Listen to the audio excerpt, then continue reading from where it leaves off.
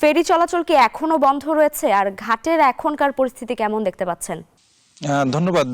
ফেরি চলাচল এখন দ্বিতীয় দফায় বন্ধ রয়েছে। গত রাত 2টা 30 মিনিট থেকে ফেরি চলাচল বন্ধ হয়ে যায় ঘন কুয়াশার কারণে।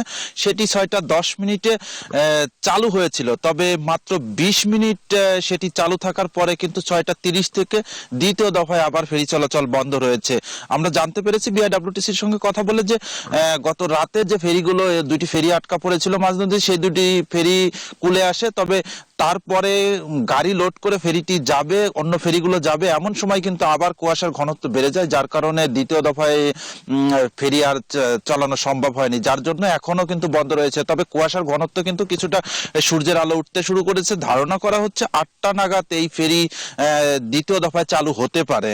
আরেকটি বিষয় একটু জানিয়ে রাখি যে যেহেতু যেহেতু যে এই ফেরি বন্ধ থাকার কারণে মানিকগঞ্জের পাটুরে এবং রাজবাড়ীর দৌলতদিয়া দুই প্রান্তেই কিন্তু গাড়ির দীর্ঘ লাইন রয়েছে, যার কারণে কিছুটা ভোগান্তিতে পড়েছে যাত্রী এবং যানবাহন। খুব সকালে যেহেতু 21 জেলার প্রবেশদ্বার হিসেবে পরিচিত এই ঘাটে কিন্তু দূরপাল্লার পরিবহনগুলো সকালে আসতে শুরু করে, যার জন্য এইগুলো খুব শীঘ্রই কিন্তু গাড়িগুলো চালানো সম্ভব হবে বলে, এমনটা কিন্তু বিআইডব্লিউটিসির সঙ্গে কথা বলেছি, তারা কিন্তু আমাদেরকে জানিয়েছে। তারা বলেছে যে যে গাড়িগুলো আগে আসছে সেইগুলোর কিন্তু অগ্রাধিকার ভিত্তিকেই পার করা হবে। এতে এতে তেমন কোনো আর ভোগান্তি হবে না, যেহেতু এই রুটে 12টি ফেরি রয়েছে, এমনটাই বলছে।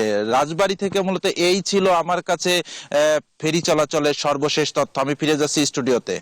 বসুন্ধরা টিস্যুতে ছাড়ের ছড়াছড়ি। বসুন্ধরা টিস্যু নিয়ে এলো নিশ্চিত ছাড়।